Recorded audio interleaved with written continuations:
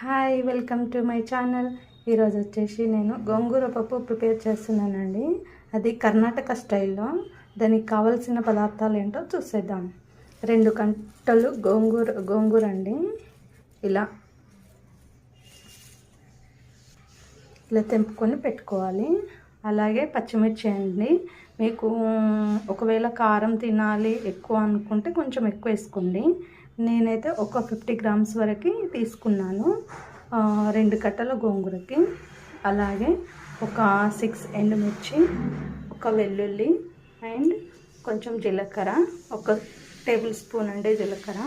అలాగే ఒక 1/2 కప్పు నేను శనగపప్పు తీసుకున్నాను. అయితే శనగపప్పు ఫస్ట్ ఉడకబెట్టుకోవాలండి.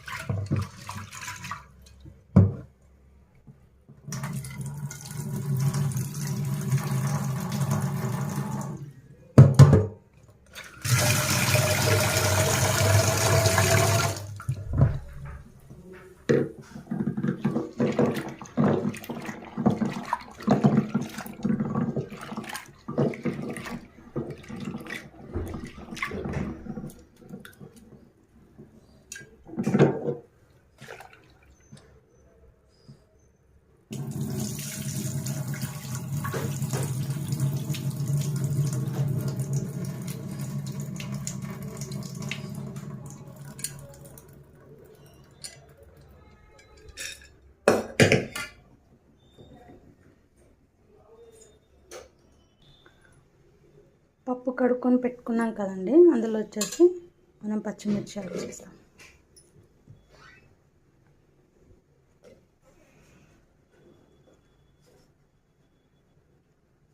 అలాగే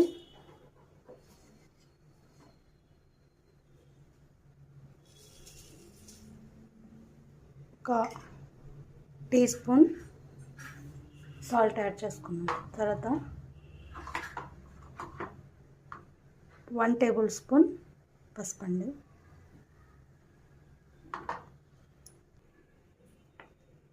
అలాగే 1 టేబుల్ స్పూన్ అల్లం వెల్లుల్లి పేస్ట్.